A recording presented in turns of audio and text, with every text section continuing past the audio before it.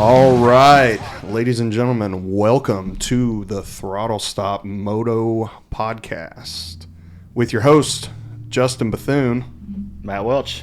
Jeff Griffith. How you guys doing today? Good. How are you, man? Doing well. Good to see you again. Great to see you guys. We saw you on Saturday. That was cool. We saw you on Saturday. Thanks for coming. That was amazing. Yeah. I needed that. If I didn't get to go. I was going to say I needed it too, but I didn't. You got to watch us leave and I come did. back, That and then was- we got to hang out for a that little was, bit. That was kind of bad. Yeah. Well, you had to stay and make some money. Yeah, Somebody's got to work. that's Huh? right. Y'all sell any bikes on Saturday? We did. I had a good day Saturday. Nice. Yeah. Any of the ones that I tried to sell for you?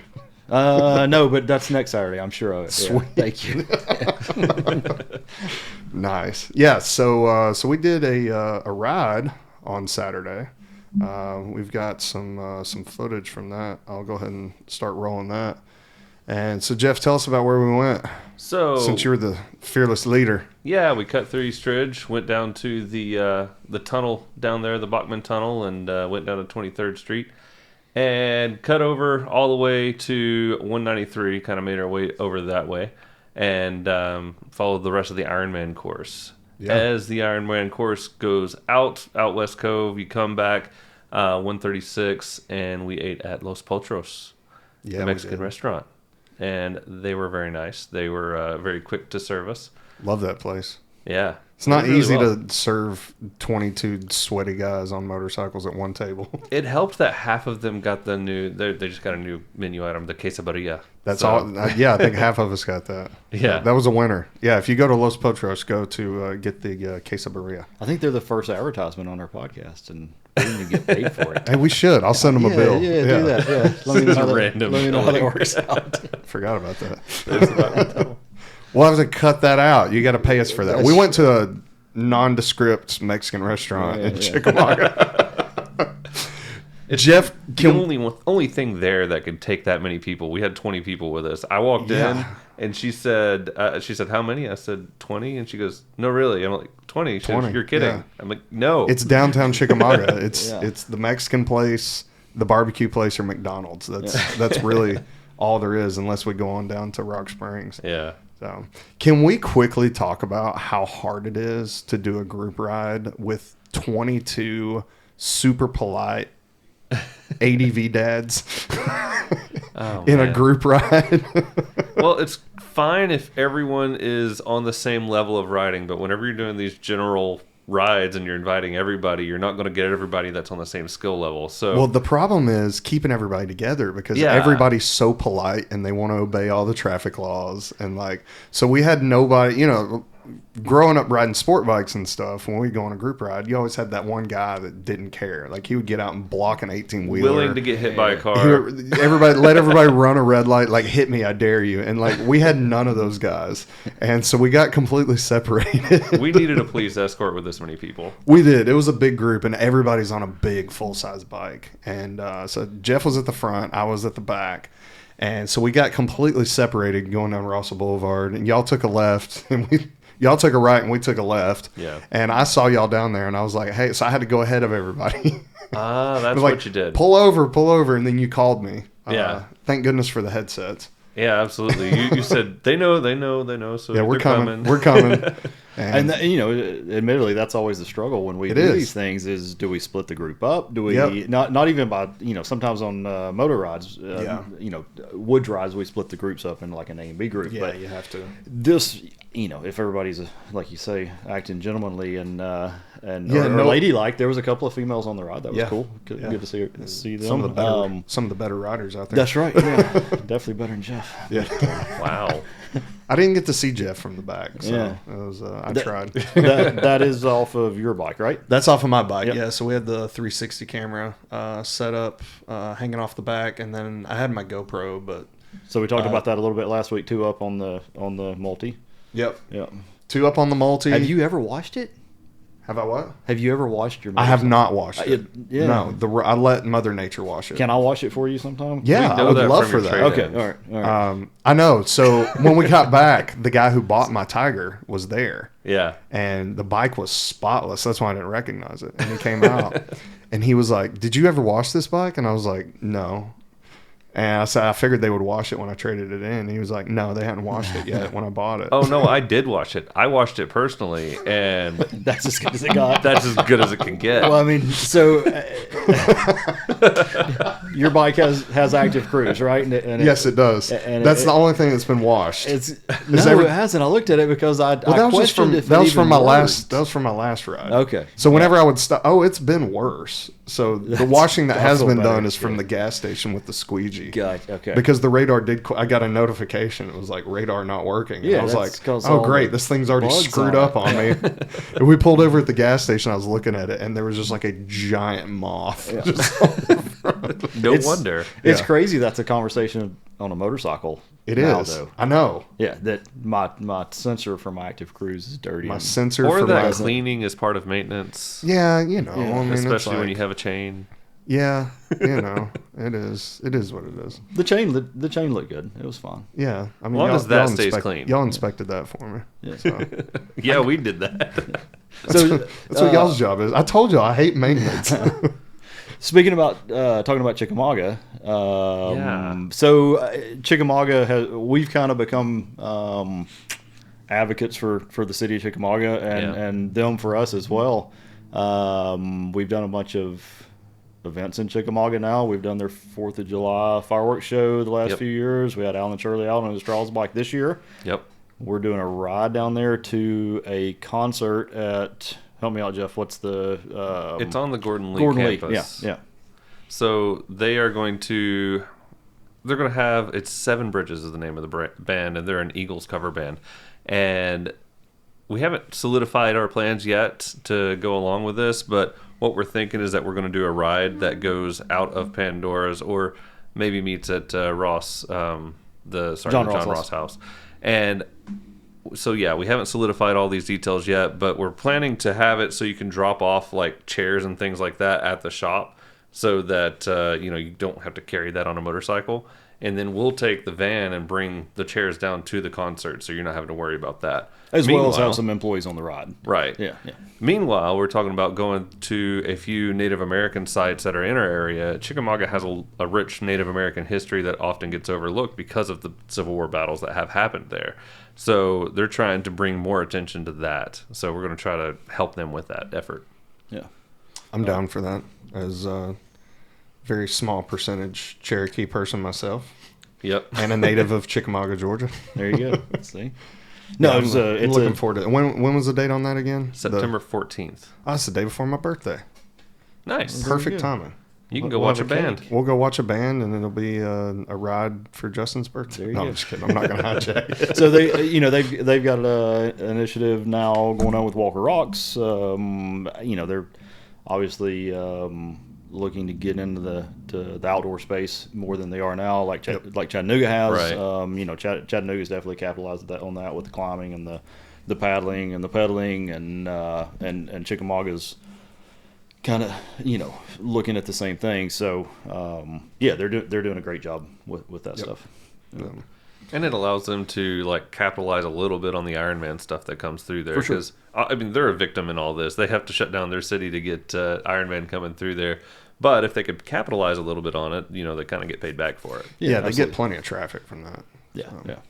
Yeah, that's about the biggest event that comes through there is the Yeah. Ironman, and then was it Down Home Days? Yep. Yeah. I mean, down in the square, and being the way Chickamauga is kind of set up, you don't have to go through downtown to get No. everywhere. So it's kind of a square with roads that go all around it. So anything that's going on downtown, it's not really affecting. Right. And it's not like when there's stuff going downtown Chattanooga, it affects everything around it. When Right. you shut down all those roads and stuff, and people can't get home, and they can't get to their offices and stuff like that. 24 gets backed up. Yeah, well, 24 is backed up, I know. definitely. Hey, look, we're back at the shop. Hey, look at there.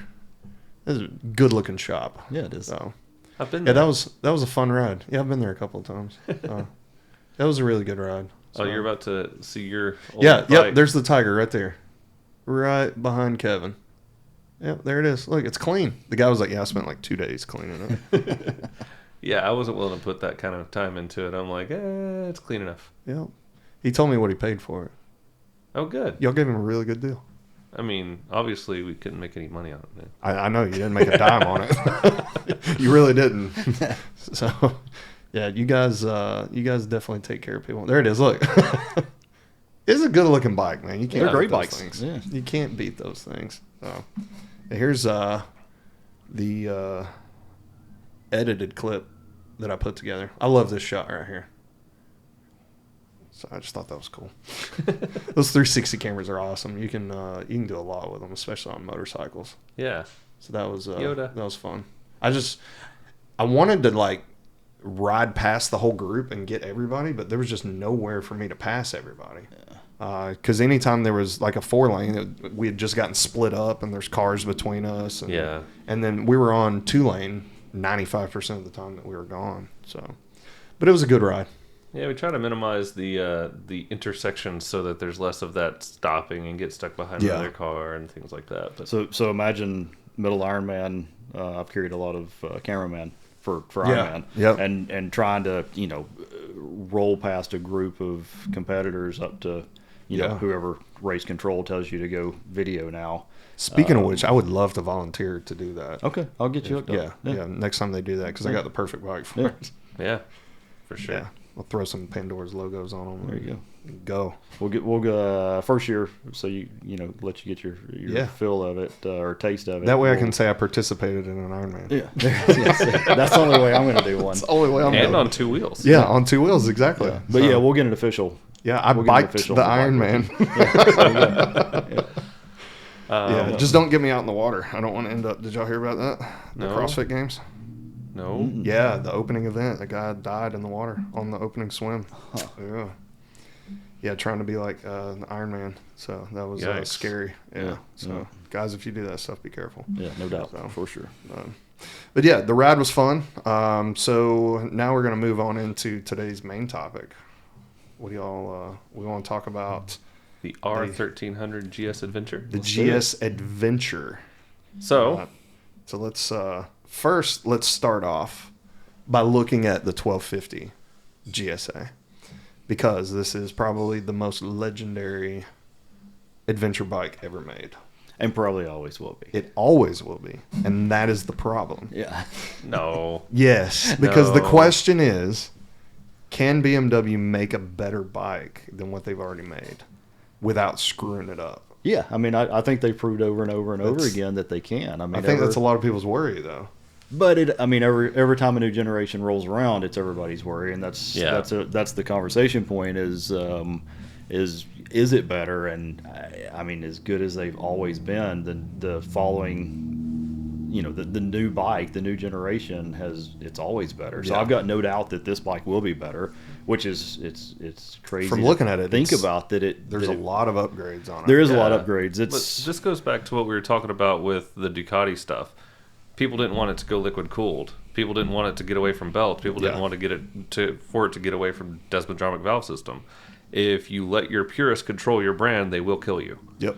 And yeah, we talked I about think that. people last just week. like fall in love with the bike and they love everything about it, but half of those people or more probably had stuff to say about it when it first came out. It's going to grow Right. on people. And Yeah. I think the biggest thing that people are talking about now is how it looks. And the same obviously. thing, the GS, the current GS 1300 that just so came out. here's the 1300 Yeah. GS, I mean, it's a good looking bike, which but, I think is a beautiful bike. Yeah, I but- think so. but when I- everybody first saw it, they're like, I don't know, man. Yeah. It's just Takes just some different. getting used to. And Well, I've we don't really shown like it change. to a couple of people. I've shown these pictures to a couple of people that don't really ride a whole lot, and their first comment was, "It looks like a dirt bike." yeah.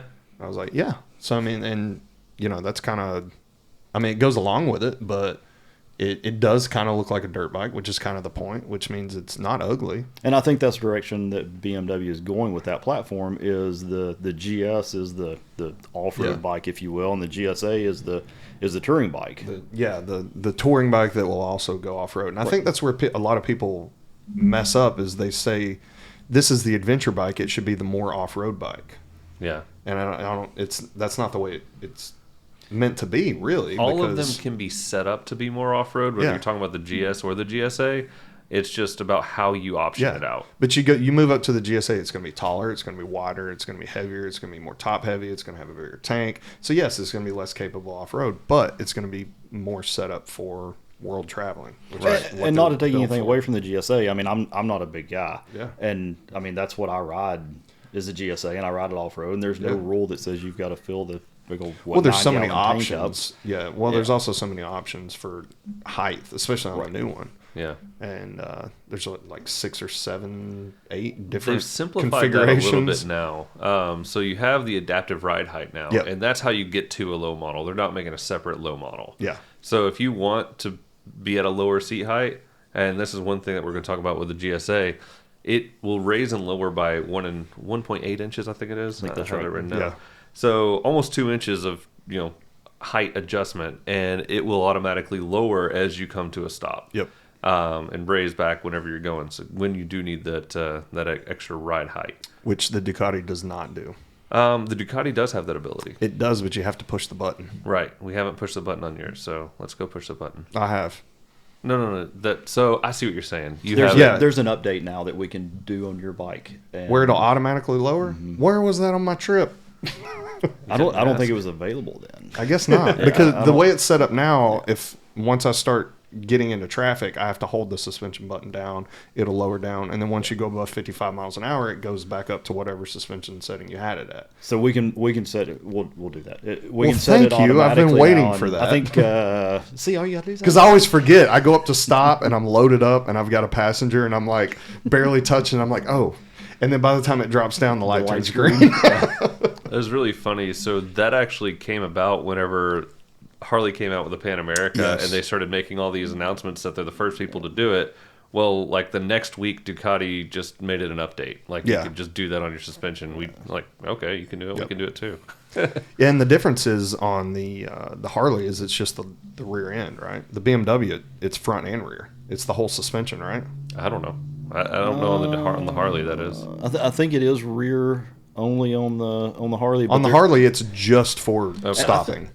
We'll check, but I think it's just rear on the BMW as well, because that's where the preload adjuster is. So I think it's just lowering the rear of the BMW also. I thought that I think I think it pulls dampening out of it, which would lower it some. But I think physically lowering the bike, it's the preload adjuster on the rear. I thought that I'd read that damping you can should adjust the damping and the spring rate. I don't know. We'll have to look Yeah. at it. Yeah, I feel like it lowers both front and rear because it'll actually do one than the other on the BMW. Some people were making a big deal Yeah, about it does because when you activate when you Yeah. put the center stand down, Yep. the whole bike goes down. Yeah, I think rear it first, then front. Yeah, Yeah, it helps Yeah, with the whatever. center stand. Yeah. So, Yeah. but yeah, so this is the GS, which I think is a really good looking bike and looks kind of sporty but kind of off road. This is the GSA. Let's be honest. At first glance, it's okay. It'll grow on me. I don't hate it. Like I don't hate it. people were like just taken aback by it, and honestly think it looks better than the previous generation. And I'm probably very alone in saying that. I think the front end looks better than the first generation. Well, and it's already growing on me, and I would assume that it's already growing on other people as well. I think that's probably the worst, if I'm not sure that's the right way to put it, but the worst colorway to use as an example, because the tank and that radiator shroud, if you will, is the same color. Yes, so it doesn't separate it. Only on the red bike, I think only on the red bike are they the same color. The other colorways, there's some. Do you have the GS trophy as a picture? No, I had just the red. So it comes in three colors. You got the red, you got the GS trophy, and then you got the black. And there's actually a bonus color out there if you go for the 719 option. The green 719. the green one. Yeah, And they call that Karakorum. Karakorum. I don't know Karakorum? where on earth they came up with this. I looked up what it meant. It's actually an ancient capital of the Mongolian Empire. And, I looked it up. I don't know what screams green about that, but okay. There's that. The idea is adventure. You're going far away. And if you look at their listing, like their page dedicated to this bike, it is they have like slideshows that are in the middle of the page that are just random places. Yeah, I'm like, I want to see the bike. yeah. Yeah, but I that's get what a- they're trying to do. That's what a lot of these pictures were, and just kind of like out. Which I mean, that's where this bike should be. You know, It's going to be a great. I mean, there's no doubt it's going to be a Absolutely. great motorcycle. Yeah. The headlight on the GS, we've all gotten used to it now. It's got the Yep. same headlight on Yeah. it. I kind of like it. I think I like kind of futuristic looking stuff, and this is one of those things where like everybody's gonna kind of like you've got to move forward somewhere, Right. and like it should look futuristic. Like we're at that point where like everything should look futuristic. I mean, this is a bike with adaptive cruise control and blind spot monitors and rear crash detection and all that stuff. Like it should look like a spaceship. It should look like a spaceship that'll hit dirt jumps. I'm Like, still not sold on that particular colorway with the silver shrouds. I think you take that bike and wrap those radiator shrouds red. It's like a or paint Cybertruck. them red. Yeah. Or with the Pandora Cybertruck logo? doesn't Yes. look good until you wrap it. Don't change the color of the BMW, Rondell. They get get mad. real upset about that. I've Don't do been that. down that road. Yeah. They don't appreciate that at all. But that headlight's called the Matrix headlight, and then you have auxiliary lights that are kind of made into it, Yeah. and then they have an option there to add some protection to those auxiliary lights as well. There's a lot of features we can go over. I don't know if Yeah, and y'all wanna apparently just list those them. side lights are actually like projector lights. Like Yeah. they're not just like turn indicators. Like They're- they actually function. They're to see as- and be yeah. seen. Right. Yeah. Yeah. So from the videos that I've watched, the reviews and stuff, they say that the headlights are very bright. They're very good. Good. Which on a motorcycle, and this is one of those bikes where it's function over form. Like everything, like it should work good before it looks good. Yeah, and I mean, I think First. BMW's that's always been Yeah. their It's like, main goal. Let's Yeah. make it a badass bike, and let's make it function as well as possible, and just where it's just going to be dead reliable, and you can take it anywhere and do everything, and it's going to perform and be comfortable and all that stuff. And then let's try to make it look as good as we can after that. Right. And they're looking at the aftermarket. Everybody's always put side panel or bags on the side Exactly. panels of the bikes now. Well, now BMW's They put a place to mount them, right, which I love. the tank bag, Yeah. or the mounts for the tank bag are on the tank now. Yep.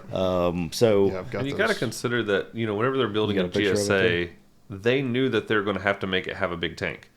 So they built the frame, they built the subframe, they built everything that needed to be there. And then you have these guys with clay molds that are just modeling the tank. Then they'll have a test rider sit on it, and they'll say, hey, it's a little too wide here. You need to bring it in. Yeah, And so that look at this picture here. that forces them to make changes to the shape of that tank. It's like every other bike I've ever had. You just have a slick gas tank, and, Yeah. and I like having a tank bag. yeah, and you It's got to like figure having- out how to mount a tank. You got to bag, mount, right? and you just got to strap it down. And Yeah, it's just, or a ring mount or Yeah. something, and that's ready to go. look So- at that. I mean, all the mounting points and everything, like they thought that through. And there's mounting points on those On the sides, the too. sides as Yeah. well. Yeah. Yep. So the rubber Yep. cap on top of the shelf there. Yep. That's So you BMW can sit there says and- that's where you can set a drink or your cell On phone or the, whatever when you're parked. You can park and have lunch Yeah. on the bike.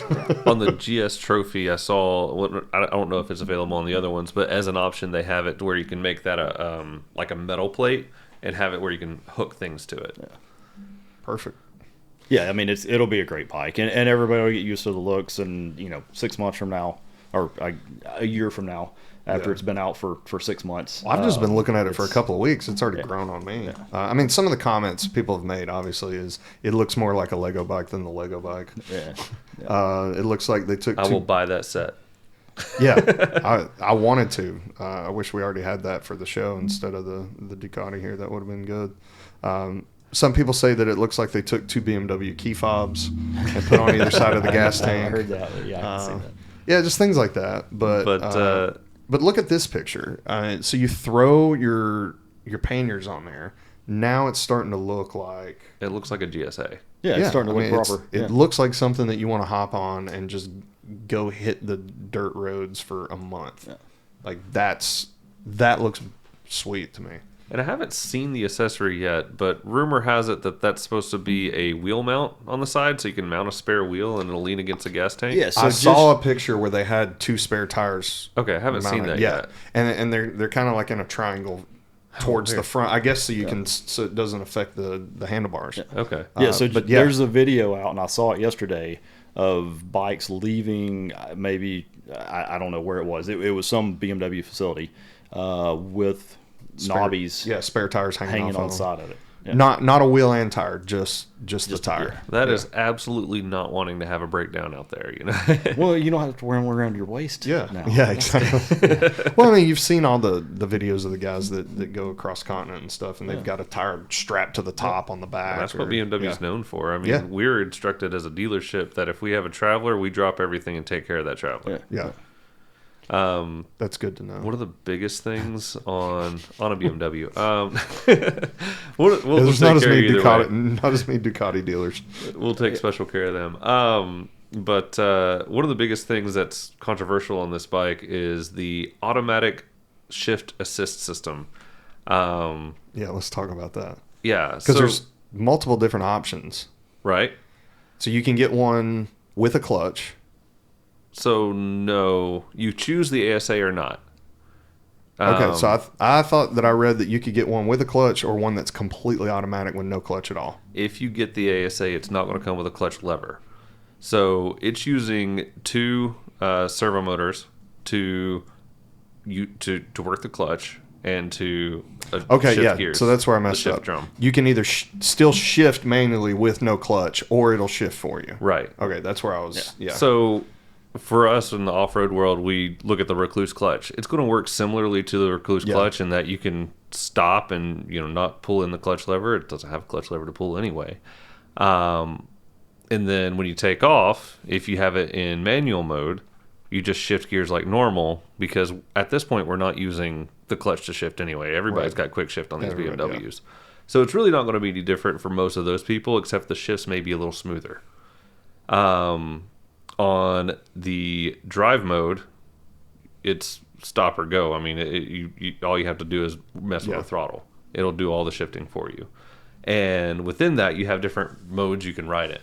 So you have like your Dynamic Pro, Dynamic, all those. I haven't been clear on whether that changes with the ride mode you pick. What I imagine is that within those ride modes, which you can customize, you can set what mode you want the shifting on, and that's just my imagination. I haven't had that. Well, confirmed. I mean, and I think it's safe to say, knowing BMW, it's going to be robust, right? The options are going to be robust. It's probably going to change. It's probably going to hold the gears longer. Yep.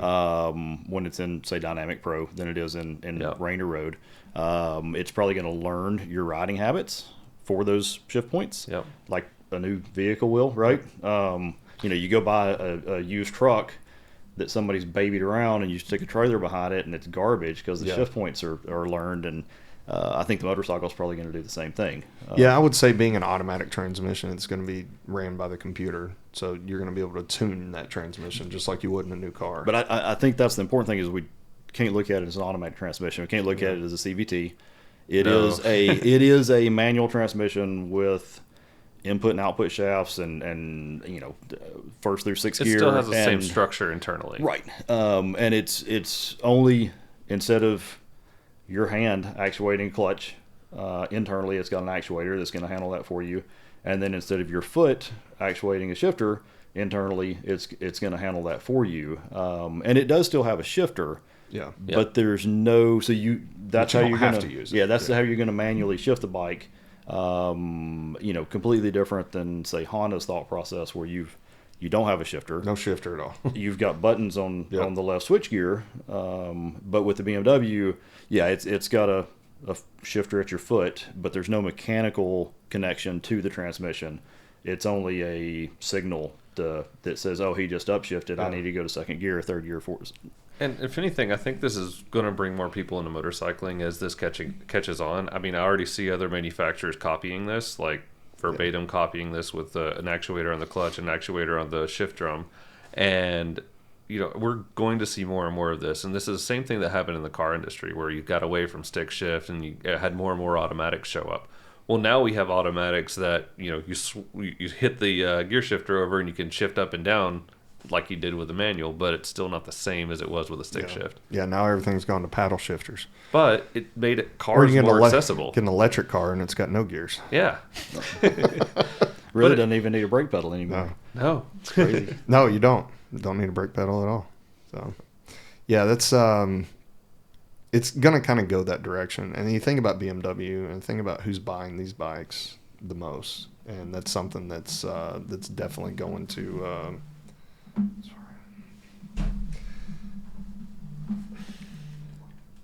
Sorry. Think about the target demographic for these bikes. It's going to be older guys with a little bit of money. They're going to be traveling on it a lot. Most likely not going to be hardcore off-roading it. And so, like, riding with gear and a passenger and everything, and especially if you're not a taller guy, having an automatic is going to be pretty nice, honestly. But if they are going off-road and going on anything that's fairly technical, it's going to be better for them if they don't have clutch skill to not have the ability to stall the thing. Yeah. So I think that's where a lot of guys like dump the bike is trying to keep it running. Yeah. And they're focused more on that than they are balancing the bike for like an intermediate rider. Right. Yeah. And I think, the other side of that is you're talking about older guys. I think it's as we get down the road further and further, it's going to be more and more important to have options like this that are automatic for the younger consumer. Yeah, who don't know how to operate a clutch. Yeah, I mean that's what we're missing right now is we talked about it last week. The average Harley rider gets, I think, 0.8 of a year older every calendar year now, right? So yeah, it's over half a year every year, and we're not immune to that. I don't think it's to that rate yet for us. we are if we don't innovate. Right. Yeah. So no, I mean, I'm not sure it's for me. I'm not going to sit here and say that I don't like it because I don't know. I haven't no, but if ridden it brings more people into the hobby and into the sports, like the more it catches good. on, the better it's going to be for everybody. Yeah. And so I'm glad other brands are catching on and doing the same thing. And it's only going to get better. Like the technology is only going to get better and better and better. I mean, we've proved that, right? And we just talked about it. We don't think these things can get any better, and they do every generation. Yeah. And that's what some people are asking for is like, can I have a bike that would be automatic where I don't have to do anything, or I can also use the clutch if I want to, to have both. And I think that's where it's going to go. And so then you can just use either one. And because honestly, for me, like touring that much, if I had an option to switch it over into automatic and let it shift for me, especially with the adaptive cruise control, and it could figure out the gears on its own, because that's something that you have to pay when you're using the cruise control, especially adaptive. When it starts slowing down, then you start going up a hill, like you still have to shift the gears and stuff. Think about that application because in a car, if you got adaptive cruise control, it's doing all that. Yeah, because it's automatic. Yeah. And I don't know about other bikes, but on my bike, if you do shift with the cruise control and it doesn't shut it off. Yeah. But I know in a car, it's like if you have a manual car with cruise control, if you shift gears, usually it'll shut the cruise control off. Right. Yeah. And so that's annoying. Yeah. Yeah. But just having to, like, when you're in the mode where you're wanting to have everything just kind of automatic and cruise, but you're still having to shift gears because you're going up and down hill and traffic's slowing down and speeding up. If you had an option just for that scenario, when you're crunching 400 or 500 miles a day, that would be nice to have. Yeah, for sure. I think it's like a new Ford truck. It's got, I think Ford calls it Blue Cruise. Yeah. I don't use it all the time. I don't use it. I use it less often than I just drive the truck, but I still use it from time to time. And it's nice to have. Yeah. I'm putting 30 miles on the freeway one direction every morning. I love that. Yeah. Yeah, just set it and it's forget indispensable. it. Yeah. Yeah, that's why, honestly, I wouldn't mind having a Tesla just with auto drive, just for that. Yeah. People who have had it say it's too slow. Too slow? Yeah, it does the speed limit. Well, I need to do the speed limit. I keep getting pulled over. It only does the speed limit? If you put it in full automatic driving, it will only do the speed limit. Okay. Yeah, which is, I'm fine with other people. That's legal. Yeah, that's what's legal. I mean, they can't break the law for you. There's a liability aspect there. Considering I had to go to court last week for a 79 and a 45. Ooh, those hurt. Oh, that was that video of you get pulled over. No. The video was just for... That was another time you got pulled over. It was the day before I had to go to court. I got pulled over for a window tint that wasn't illegal.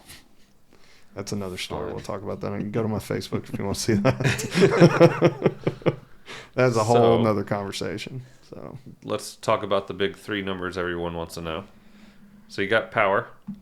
So yeah, 145 horsepower at plus 10. What plus 10 horsepower? Oh, right roughly? at 11. Yeah, yeah. So from the old bike, 145 at 7,750 RPM. Yep. And yeah, that's up 11 horsepower. And I want to note the RPM because it is so low. It's not what we expect out of the motorcycle industry. And what we have to know about these BMW engines, one of the reasons they last so long is that they're low compression engines. They're not chasing the horsepower numbers that Ducati and KTM and Triumph kind of get caught up in doing. Triumph to a lesser degree. They are chasing a good, reliable bike that's very rideable and very user-friendly for the long haul. Yeah, and that's what everybody's saying, is it's in lower RPMs. Because like on the Ducati, it's like 170-ish horsepower, but it's all the way at the top. Like you got to wind that thing out to really get the power out of it. Yeah. And then you want to talk about torque on this. 110 foot-pounds? That's good. And it's in the middle of the rev range again. It's at 6,500 RPM. So you're just barely over 1,000 RPM between your max torque and your max horsepower. Which is where you want it. It's so close. I mean, it makes it means you're going to be riding in the same RPM zone for most of the time that you're riding the bike. And if you don't want to be producing power, you can easily get underneath that and just cruise. Yeah, and you can lug this thing a little bit better. Like on the Ducati, you don't want to lug it. Yeah, it gets unhappy. I mean, it gets jerky, and it's like, hey, I'm a race engine. Right. What are you doing to me? And I think that's what BMW is always. That's what makes these things so good off road, right? One, low center of gravity with the boxer motor. Yeah, everything's down low. Two, the torque that it makes down low makes it a little more rideable. You can lug it around. You don't really have to get after it when it gets technical. And most people on a 600-pound motorcycle don't want to have to really, really hustle the thing around. What also makes it more efficient. I mean, so this has sure, probably got the longest range of any bike on the market. I mean, it's going to end up being 340 miles. I'm hearing it's going to be more than that. And it may be. An 8-gallon tank, and I'm sure you could get 50 miles a gallon out of this They're always bike. optimistic. I think any of the three of us in the room are probably going to get 320 to 340. I've heard 380. I've gotten 320 on the Ducati, loaded. And that's not the most fuel efficient bike. No, it's not. And so, like 40 miles to the gallon on a Ducati is pretty good. But I was seeing what I could do. And I might have to correct myself here. I'm looking at the compression ratio, 13.3 to 1. And it's higher than I've seen in the past. Yeah. I mean, I wouldn't consider that low. No. I mean, that's in line with most other stuff. Yeah. That's definitely premium fuel requirements. You're not quite to Super Duke levels, but you're up there. Yeah. Well, that's the difference in the boxer engine. Oh, I'm sure they're doing that for fuel efficiency. And I mean, you want a long range bike, like this is it. Euro 5 has pushed a lot of that up. Yeah, I could imagine. Because they're having to do more with less fuel. Yeah. And this one actually gained a little bit of weight. You gained 2 pounds on this thing. It's 593. So, I mean, it's pulling a little more weight, and the GSA is not a light bike by any means. It's about how you carry it, like you were saying. Is that 593 for the base before you put... That is curb weight, fully fueled. Yeah, but is that with all the electronic add-ons and stuff? That is... I don't know what they're quoting there, because... I think that's the base, from what I've heard. Yeah. That would have to be. So you start adding on the electronics packages and then the automatic transmission and stuff like that. You're going to be good. But I think it's comparing apples to apples to the last bike. So I mean, it's going to follow that trend of a kilogram or so. Yeah, and you're still barely under the 600-pound mark, but which is pretty good for a bike of this size with 7.9 gallon tank. Yeah. Well, it's also a bigger bike than the 1250. Is like it? Dimensions wise, it's got a longer wheelbase. Proportionally, it's a tick bigger. It's a bigger bike. Proportionally, the tank's bigger. It's wider, longer wheelbase, wider. I'm thinking cars. I think we got some of the dimensions here. Well, they had to make the tank wider to have the shelves on that top. tank is huge. Yeah, it is. Yep. So 7.9 gallon fuel tank with a 1 gallon reserve. And then, it's almost 90 inches front to rear, and then 62.5 inches above the windshield. And Matt, like you were saying earlier, just because it has 7.9 gallons of tank capacity, and you're counting for that fuel weight, whenever you're talking about these numbers, it doesn't mean you have to fill it up all the way. I never fill mine up. If you want to lose 16 pounds, just go shy 2 gallons. Right. Yeah. Yeah. I mean, there's no rule that says you got to fill it up, and putting, if it's empty, you put 5 gallons of fuel in it, like you would a GS. Yeah. And it feels like a GS. It's kind of funny, your mindset when you're riding a bike like this versus like when I'm riding my Supermoto. Yeah. Because my Supermoto's got a 1 gallon tank on it. There's like 1.2, 1.3, whatever it is. It gets, I can get like 100 miles to a tank. Yeah, but you're sitting on a 2x4, so I know. So what I'm saying is like only get 100 miles. mentally, I've got a half a gallon of fuel, and I'm like, oh, I'm fine. I can ride the rest of the day. Yeah. If I had a half a gallon of fuel in the Ducati, it'd be flashing at me like, you're gonna die, fill up, like you're gonna be stranded, and it's if I get below half a tank, I feel like I need to fill up.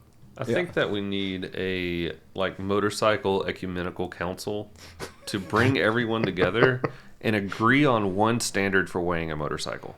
Yes. Yeah, that would be good. Because one person's quoting dry weight, the next one's wet weight without fuel, that's KTM, and then you have these guys doing curb weight, and you just can't keep it straight. You're never comparing apples to apples because can we just weigh it the way it comes off the showroom floor with all the fluids in it and a full tank? Yeah. Then we know. if we agree on curb weight, that's great. Exactly. And Anyway. then what's the capacity on this? I think I have it on here.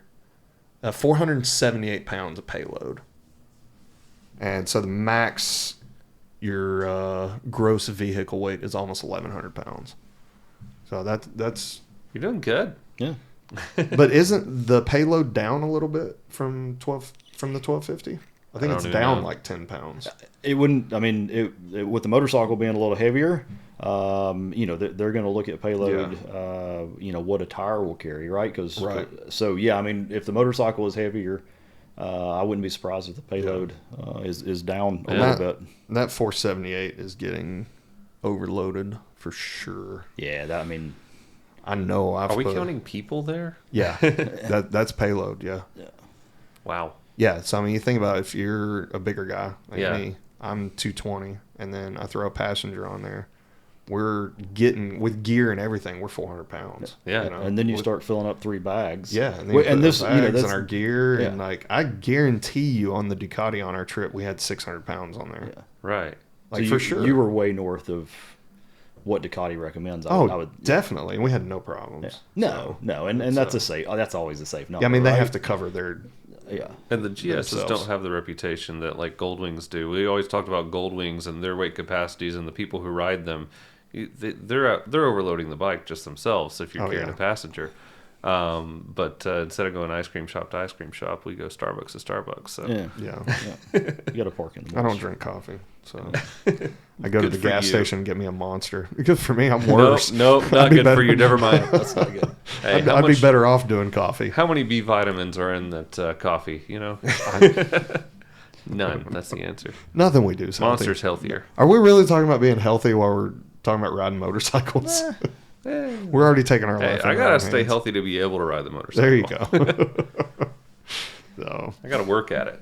but yeah, I think a lot of the things on the bike, like all the technical specifications, are definitely an improvement.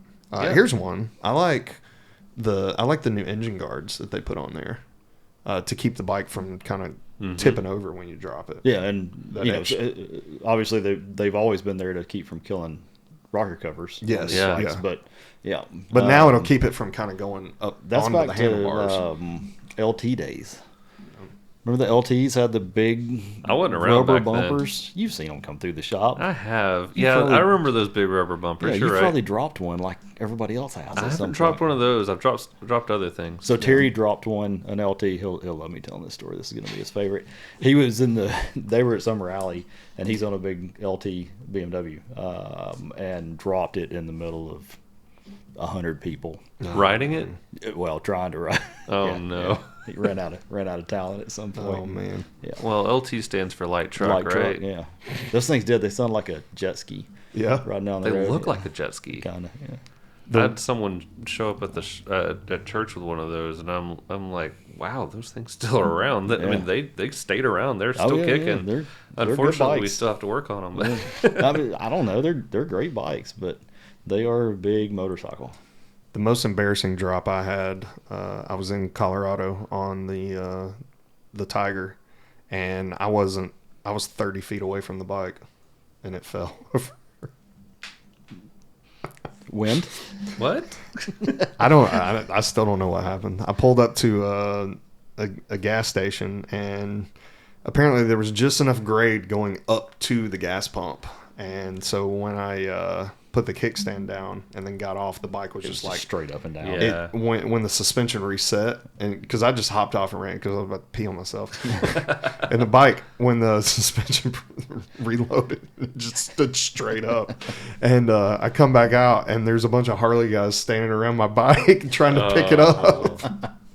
And I'm like, what the? And they're like, man, we were sitting here and it just fell over. I was like, man. Nice. I think another thing that played into that was I put a foot pad on the kickstand. Because it has that tiny little foot on it, and I knew I was going to be camping a lot, and I didn't want that thing sinking in the mud, so I put that foot on there, and it raised it up about a half an inch, I think. So that probably didn't help. I learned my lesson after that. Good thing we had those crash bars on there. So. But what I see here for me on that crash bar is a nice place to rest my calf. Stretch your legs out there on the long. I mean, it looks like it would just be perfectly set up there. BMW might come up with a cheese grater for you. I always call it the cheese grater. Sorry, on the R18 they came out with this leg rest that goes out over the heads because everyone acted like you couldn't do it. Yeah. I call it the cheese grater because that's what it looks like. Nice. Yeah, I will admit, like when I had the Tiger, the lower crash bars that we put on there were perfect for that. I could just lay the back of my calf on that thing and just lay back. The bars on the Ducati, there's nowhere to put my feet.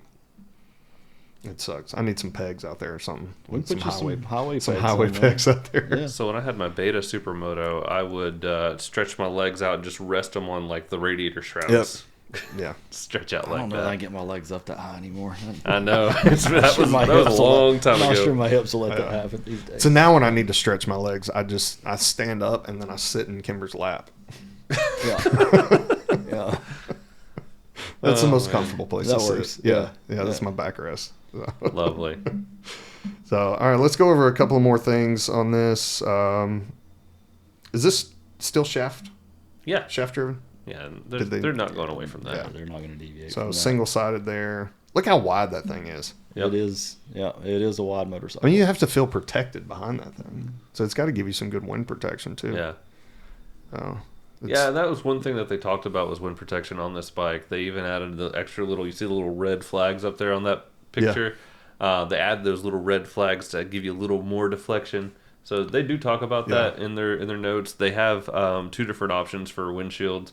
If you go for like the GS Trophy, it's stock GS Trophy, if you could say that, is going to come with a shorter windshield.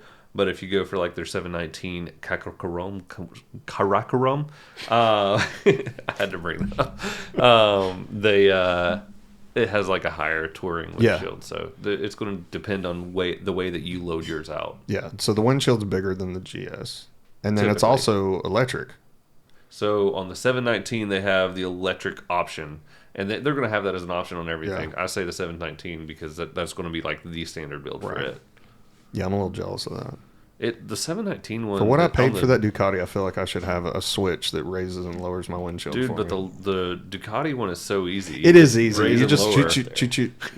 The current BMW one, if you're 70 mile an hour on the freeway, like you can't hardly, because it's got a turn knob. Yeah, you got to do the knob, and man, it won't hurt. You feel like you're breaking something trying to. Yeah. It feels like something's going to come. You're not sure if you're at the end of it yet. That's how the Tiger was, and I did break it. Remember, I had to come in and get some more bolts. I do remember that. Yeah, it came off going over the dam on 153. My windshield started. It kind of had the set knobs on each those side. stupid. Didn't it? It was weird. So yeah, like the knob and the screw was like all built in together, and it just came. I looked up and it was just sitting there flopping, and I was like, I'm about to lose my windshield. While we're kind of talking about options, I wanted to bring up the forged enduro wheels. So everyone wants the spoke wheels, and I think the spoke wheels, if you're planning on doing some significant off-road, is going to be the only choice for you. I say let's not count out the forged wheels. Like it's a good option for street use. It changes the motorcycle. So a customer bought one. I've ridden it quite a bit with the forged wheels on it, and they're lighter. The bike turns in better. It completely changes the motorcycle. They're good, and they look really good too. I think they look great. I think y'all know my opinion on spoked wheels. What? Say it. Well, you killed a rear wheel at one. Yeah, I did. We don't have to speak say my truth. Yeah, motorcycle necessarily. But riding through Texas, coming back home, and I kept feeling something hit the bottom of my boot, and I looked, and and I'm alone, and I'm out in the middle of nowhere, and there's no one around. And they'd just paved the road. So in my mind, I'm like, oh, it's picking stuff up off the chunks road. of asphalt is getting picked up, and I thought it was bouncing off the pannier and then hitting the back of my boot or something, ricocheting off. And I get all the way back to Georgia, and I'm just doing because I'm just trucking it, just trying to get home in 2 days. And I pull over once I get. I went through Panama City and then crossed into Georgia, stopped at a gas station. I'm doing a once over on the bike, and start looking and realize that I have 5 missing spokes on the rear wheel. Every time I stopped, I was checking the front wheel. I didn't think to check the rear, and there's so much, it's hard to see. There's so much stuff covering it. And I had 5 missing spokes, and I was like, well, no wonder when I was going up through the mountains, I could feel the back end washing in and out. When you start feeling that and you have spokes hitting the back of your foot, that's I didn't know that's what was hitting the back of my foot. That is bad. And so I got lucky. I there was a guy on a Harley at that gas station, and they were actually coming through Chattanooga. And so he followed me from South Georgia all the way to Fort Oglethorpe. That day and rode behind me, and he was like, I'll let you know if anything starts looking weird, or so we just kind of did the speed limit, and he stayed right behind me, and super nice guy. Normally it's Harleys you're dodging parts when they I know, right? And he's on a Harley dodging. It was him and his wife on his Ultra Glide with the trailer and everything, and he was actually a Ducati guy. Yeah, he had a couple of Ducatis, and he was like, yeah, we just travel on this thing because we can take the trailer and stuff. We're running a little low on time. I wanted to at least say, as far as options, there's going to be everything that you see on the 1300 that is currently out. And then there's some more. But we haven't seen a full options list yet on that. But so we don't even know everything that's coming out. No, we don't. I mean, I think at the end of the day, it's going to be a great motorcycle, just like they always have been, right? Absolutely. And BMW always does a great job. So I've got no doubt that they'll do the same with this thing, and I'm excited to see it. And let's be honest, guys that love ththese bikes, they're going to buy one. Yeah. And guys that already hated them, it doesn't matter. Right. Yeah. There's going to be a few people like me that are kind of like, I'm in the middle of the.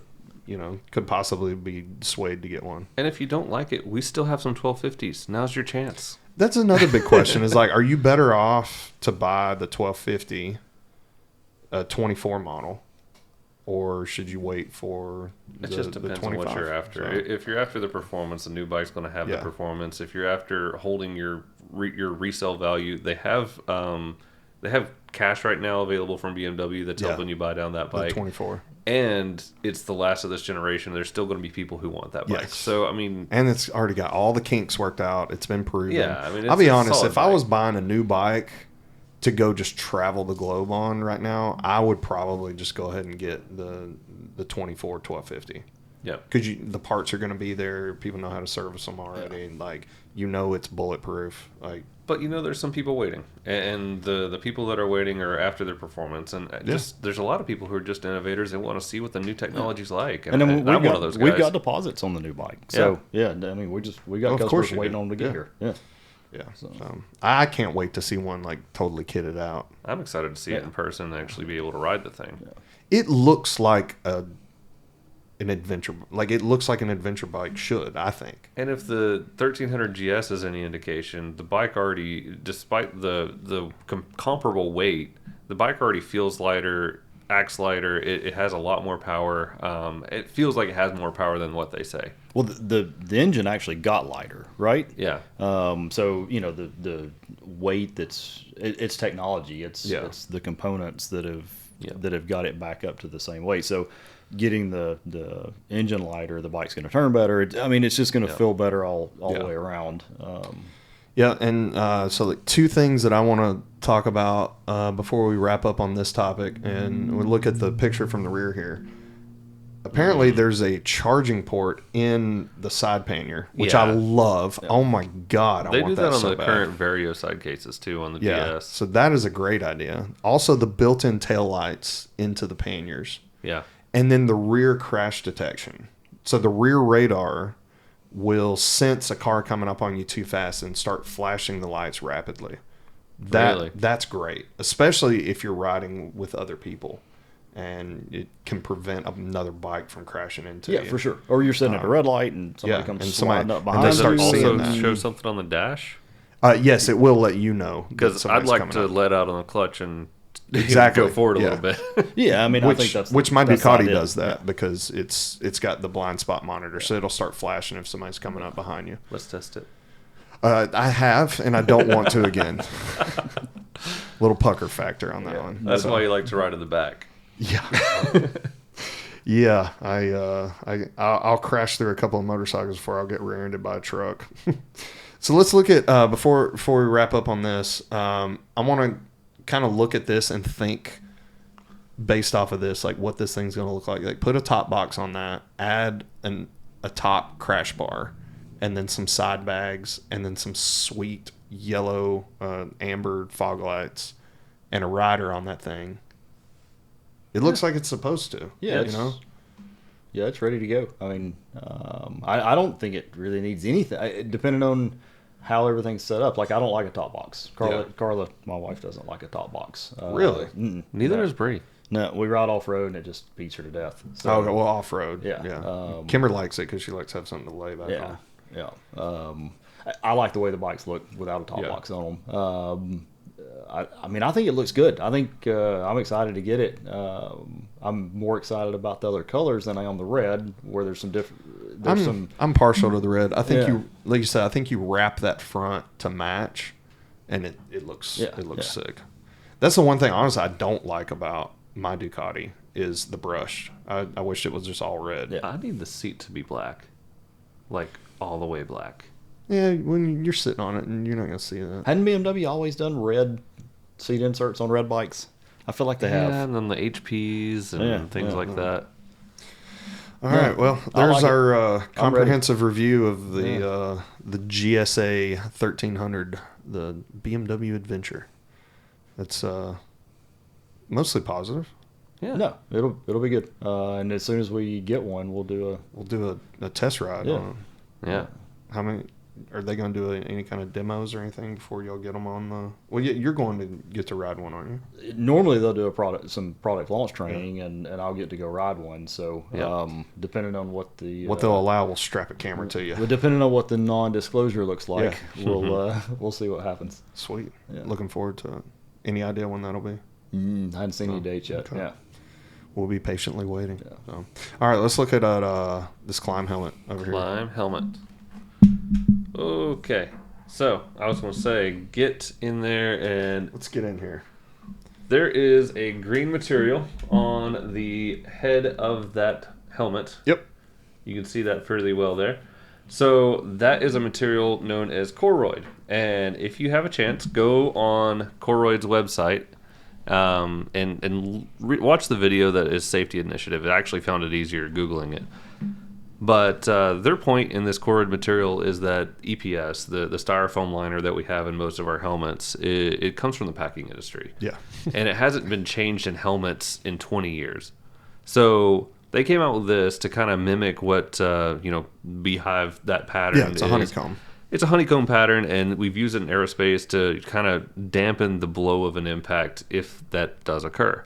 So, and that helps increase survivability on planes. That increases survivability in a motorcycle helmet. So, you always dress for the slide, not the ride.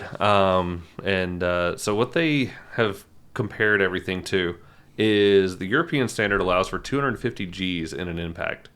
Jeez. And the U.S. standard is 300. So Wow. that's DOT standard. They'll allow for that. That gives you a 79% chance of a skull fracture. So, and what they're basing that off of is the standard test is a 6-foot drop with an 8-pound weight in the helmet. So that's pretty high. Yeah. So the European standard is, they translate that to a HIC value, and that is the head injury criterion. So the impact isn't just an immediate impact. It travels. It takes some time for it to actually fully happen. So the HIC value that they have on the European standard is 2,400, and that is more than double what they say. Like if you're hitting a pedestrian on the street, they say it's not survivable unless you're below 1,000 HIC value. So they're allowing for more than double that in a 6-foot drop on a motorcycle, and that's just accounting for the height of the bike and the rider. So because deceleration takes time, the chance of trauma there is 97% at that 2,400 HIC value. And that's the European standard, which is better than ours. Yeah. And that's a 77% chance of a fatality. So it's all about the energy absorption. It's all about creating that crumple zone. And with that material in a bicycle helmet, they're able to reduce that down to 183 Gs. And then that reduces your risk of skull fracture down to less than 5%. Wow. So, and that's bringing your HIC value down below 666 is what they said. So, and this is all from that video, and you can watch it yourself. But they reduced that deceleration rate by 32% when they put it in a motorcycle helmet. So that brought your HIC value down to 768, which is more than survivable in that situation, and reduces your risk of skull fracture down to less than 1%. And your risk of brain injury down to less than 5%. So just that Koroyd material does all of that. And that Klim helmet has a lot more than that going for it. Carbon shell on the outside. Yes, it does. It's very light. So this is the helmet that I personally have been wearing for over 2 years.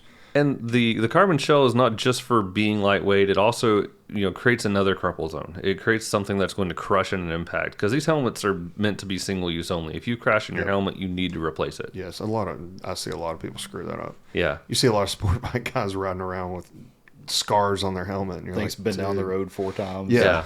Like, come on, man.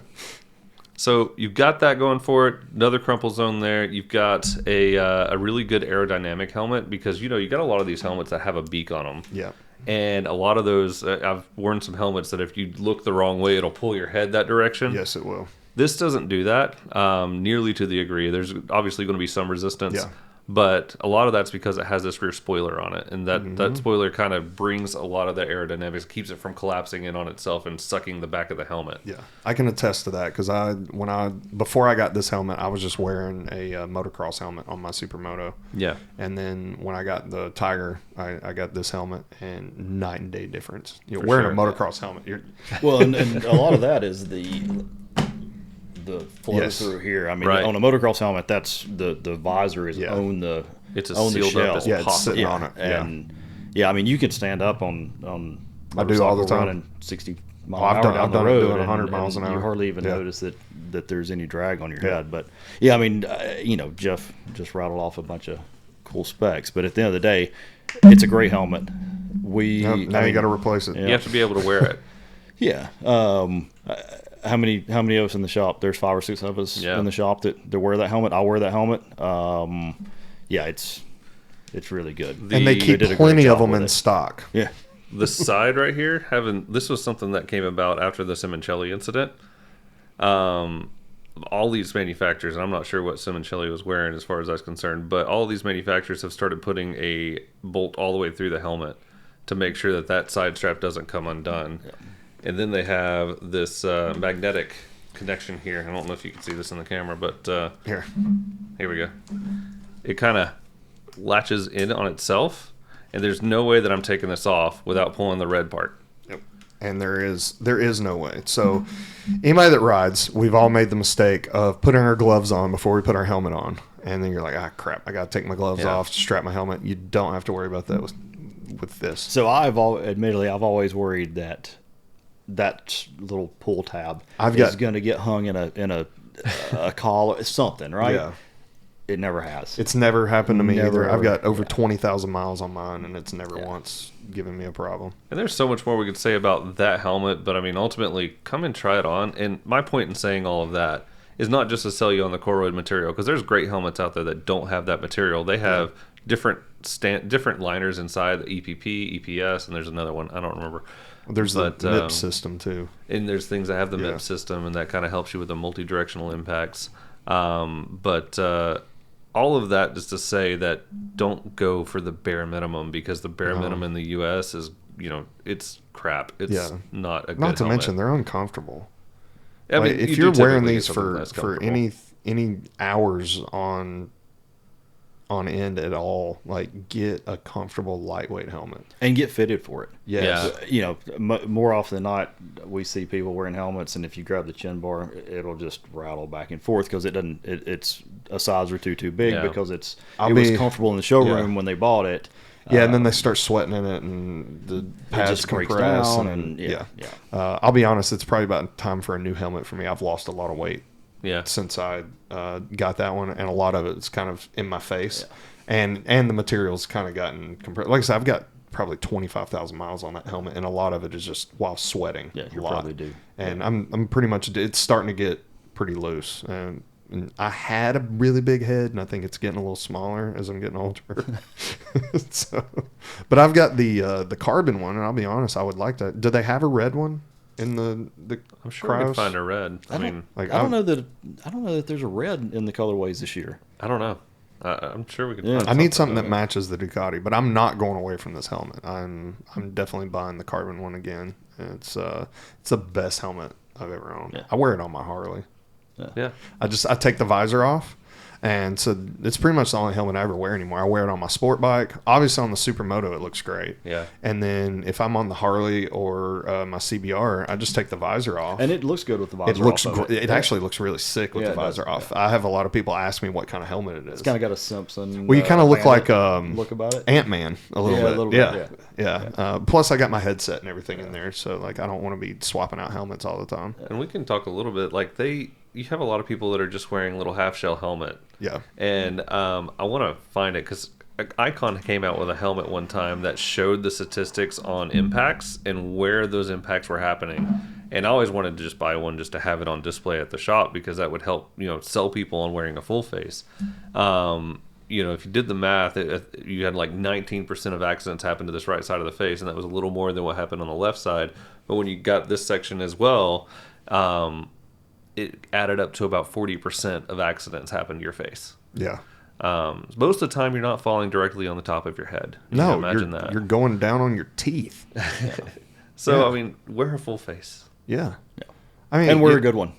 Well, I mean, guys that have ridden off road, like anytime you go down, like you're going down like this. Right. And especially if you're not in a position where you can kind of tuck and roll. Yeah. Like a lot of times you're going into the face of a jump. Your face is going into the face of the jump a lot of times. Like that's why they're, motocross helmets are so reinforced on the chin. Yeah. That's where you're taking it on the chin, really. And so like I don't know.